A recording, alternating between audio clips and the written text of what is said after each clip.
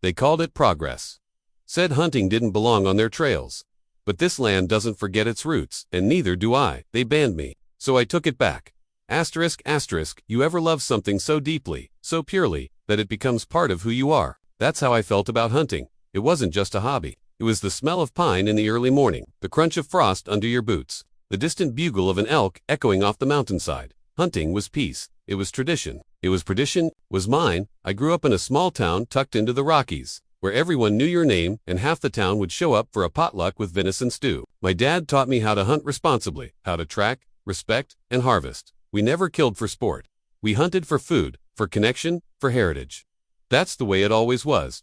The land we hunted on wasn't technically mine back then, but it was close enough. Public land, bordering a privately owned ridge that had been unused for decades. It was open, accessible, beautiful, and year after year, it was where I found peace, until the day the town council, pressured by new residents and weekend hikers from the city, decided hunting was too dangerous for their tastes. It started with a letter, just a plain white envelope with the town's crest stamped in blue ink. Dear Mr. Walker, due to recent concerns from residents regarding safety on the public access mountain trails, all hunting in and around the Aspen Ridge area is hereby prohibited until further notice. I read it 3 times before the words made sense. At first, I thought it was a mistake. I'd followed every law, every permit, regulation. I'd hunted there for over 20 years without a single complaint. And now banned. I drove down to the town hall that afternoon, the letter still warm from being clutched in my fist. I asked for the council chair, Marlene, a woman who'd moved into town 5 years ago and had been trying to modernize it ever since. She met me in the hall with a smile that didn't reach her eyes. I'm sorry, Tom, she said, her voice sugary and smug, but the trails are becoming more popular with tourists. We've had reports of gunshots scaring hikers. We have to think of the community. The community, I asked. I am the community, she shrugged. We're growing, Tom. Times are changing. I wanted to yell. I wanted to remind her that long before she was sipping soy lattes and building hiking apps, people like me were feeding their families off those woods, but I knew I'd lose. These folks didn't care about heritage. They cared about liability waivers and photo ops. What made it worse was seeing hikers, often loud, careless, trash-dropping types, flood the trails I used to move through silently, respectfully. They snapped selfies with deer in the background, completely unaware of the ecosystem they were disturbing. I saw one guy throw a beer can off a ridge. I picked it up, of course. Someone had too. Weeks passed, and I kept my head down. But the sting didn't go away. They'd taken something sacred and made it feel commercial, disposable, fake. One evening, I was having dinner with an old friend of mine, Joe, who works in land sales. You still mad about that hunting ban? He asked, chewing on a rib. Mad? I laughed bitterly. I feel like a stranger in my own woods. Joe smirked, wiping his mouth. You ever think about buying land of your own? I raised an eyebrow. What, like a lease? No. He said, I mean buy it, that ridge you used to hunt on. Most of it's owned by an old ranching family. They're looking to sell, quietly. It's a big chunk, undeveloped, remote. But it includes the upper trailheads they just connected last year. That got my attention. I asked him for the details. Within 2 days, I was sitting across from a tired-looking couple in their 60s, surrounded by file boxes and fading ranch photos. They didn't want to deal with developers or corporations. They wanted to sell to someone who understood the land. I didn't even flinch at the price. I sold a few assets, took out a loan, and made it happen. 3 weeks later, I owned the upper third of Aspen Ridge, the crown jewel of the mountain, the area where the new scenic trail loop started, the one they bragged about on the town's new tourism website. I walked that land for the first time as an owner on a foggy morning in October, rifle on my back, my boots crunched into the frost, leaves like always, only this time there was no tension, no fear of tickets or complaints, just me and the mountains. And that's when I made the decision. I wasn't just going to hunt here, I was going to ban them, all of them. I contacted my lawyer and drafted a clear notice. Private property, no public access, no hiking, no trespassing, no exceptions. I made sure the language was airtight, enforced by the state's land rights laws. The signs went up 2 days later. At every trailhead, every turn, every scenic overlook they loved. So much the backlash was immediate. Angry emails, calls, letters, even a visit from the mayor, who offered to work something out. But I was done compromising. They wanted their shiny trails without hunters. Fine. They could have neither. What they didn't realize was that in trying to push me out, they gave me all the motivation I needed to dig in for good. They thought they could erase my traditions with one vote, but what they did was wake a sleeping bear. And the bear just bought the mountain. The moment those no trespassing signs went up, the town lost its mind. I'm talking full-on panic, emergency council meetings, Angry Facebook threads. Hikers posting grainy pictures of my signs like they'd just discovered a secret government bunker. People I hadn't spoken to in years suddenly remembered my name. But no one, and I mean no one, was more furious than Marlene, the town council chair. She called me the next morning, voice tight and brittle like she was trying to stay calm but about 2 syllables away from exploding. "Tom," she said, "we need to talk about your new signage." I let the silence hang for a moment. "You mean the ones on my private property?" I asked. "Those signs," she sighed. "The Aspen Ridge Trail Loop is part of the town's tourism initiative. We've invested over $60,000 into developing and promoting it. And not a dime of that went to the landowners, who actually own that section of the trail," I said. "Right?" She paused. "I didn't think so." That was the first of many conversations like it. Calls from town officials trying to guilt me, threaten me, sweet-talk me. I even got a visit from a lawyer claiming the town had a prescriptive easement over the trail. That maybe, just maybe, they could argue that because people had walked that path for a few years, it should stay open to the public. But guess what? The trail expansion was only 2 years old. Not nearly enough for an easement case to stick, especially since the previous landowners never formally agreed to public access. They just hadn't enforced their rights. Me, I was enforcing mine. The news spread fast. I'd become the guy who shut down the mountain. I overheard people at the diner whispering about me like I was some kind of outlaw. Others called me a hero, hunters, old-timers, people who were tired of the town bowing to out-of-towners. They shook my hand and bought me coffee. One guy said, "You did what all of us wanted to do but never had the guts." Still, the pressure kept building. Marlene started pushing hard for an emergency zoning hearing. Her goal, to force the town to invoke recreational access easements. Basically, a way to bully landowners into opening their property. She claimed it was for the greater good. Classic move. Use the phrase community access to justify stomping all over individual rights. So, I lawyered up. Hired a property rights specialist out of Denver. Smart guy, real sharp. He reviewed everything, the title, the boundaries, the town's codes, and said 6 words that made my week. They don't have a legal leg to stand on. We sent a cease and desist letter to the council. I gave hikers a 30-day grace period to respect the boundary or face trespassing charges. I even posted a message on the town's Facebook page, politely but firmly reminding everyone that I wasn't out to hurt the town. I was protecting my land and my right to use it as I always had. You'd think the drama might have calmed down. At that point, nope. That's when the smear campaign started. Someone posted a photo of me gutting a deer from 2 seasons ago, trying to paint me as some bloodthirsty monster. Another claimed I was planning to build a trophy hunting lodge and fence off the whole mountain.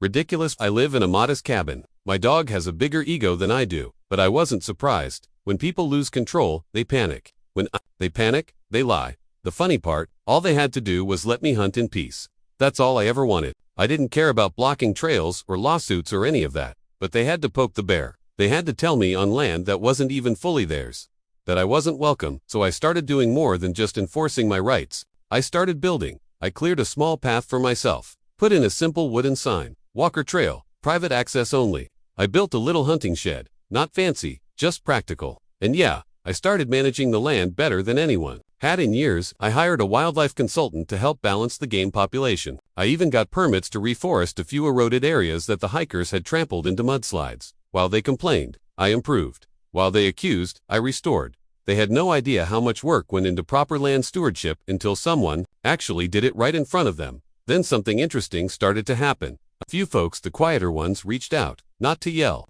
to ask. One older guy, Tom Parsons, called me and said, "Look, my grandson and I used to hike that ridge. I get what happened, but is there any way we could visit sometime? Just us two, no drama." I thought about it, and you know what? I said yes, because this wasn't about revenge anymore. It was about drawing a line, a boundary they never should have crossed. But I wasn't bitter.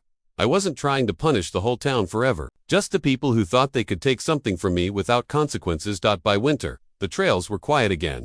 My land, once crawling with selfie sticks and unleashed dogs, had returned to its natural rhythm. The animals came back. The silence returned. So did my peace. Of course, the town kept complaining, but their fire had faded. Their legal threats dried up. Even Marlene went suspiciously quiet after her lawyer admitted I had every right to do what I did. It wasn't just a power shift, it was a wake-up call. You don't get to push people around and expect them to stay quiet forever, especially not when you're dealing with someone who spent his entire life learning how to survive in the wild. You don't intimidate a man who knows how to wait, watch, and strike when it counts. They banned me from hunting. So, I bought the mountain. And I banned them. Simple as that. Winter turned to spring, and the mountain thawed like it always did, slowly, stubbornly, like it had something to prove. The snowmelt cut narrow rivers into the soil. Fresh tracks appeared overnight. I'd wake to the calls of hawks nesting in the trees above my cabin and find deer grazing just beyond the tree line. It felt like the land was healing, and so was I the town. Well, the uproar eventually fizzled out. Most folks got used to the idea that the upper ridge was off limits now. A few diehards still threw shade online, but even the angriest ones couldn't argue with the results. My land was healthier than it had been in years. The wildlife had returned. There was balance again, but something unexpected happened during that time of quiet. I started to think about what would come after me. You see, owning a mountain isn't like buying a truck or a house.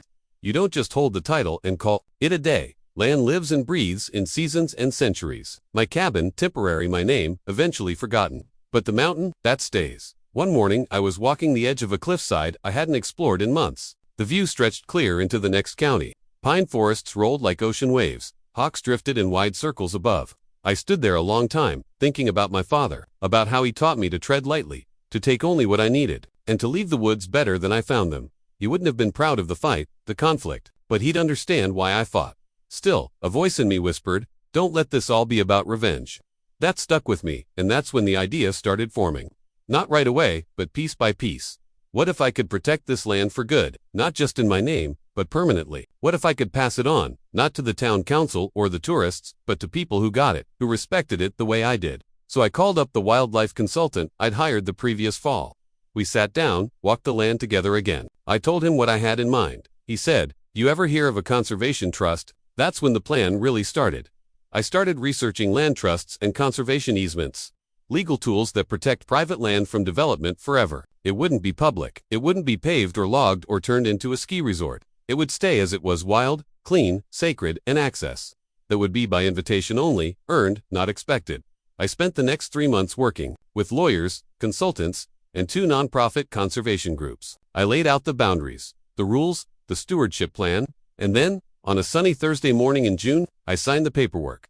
Just like that, I created the Walker Ridge Conservation Trust, a privately protected preserve of 380 acres, with responsible hunting, seasonal hikes, and a firm ban on commercial access. I'd be its first steward, but not its last. The trust would outlive me. That was the point. Word got out again, this time in a different tone. Instead of angry headlines, the town paper ran a story titled, "Tom Walker Preserves Aspen Ridge Forever." I won't lie, that felt good. Even Marlene showed up at my door. One afternoon, I saw her car from the window. Same smug Prius with the Protect Nature bumper sticker that felt a little ironic now. She stood there awkwardly, holding a pie truce.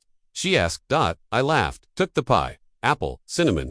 Not bad, actually," she said. "I don't agree with everything you did, but I get it now. You didn't just shut people out. You protected something, and we were too blind to see what was being lost." It wasn't an apology, but it was close.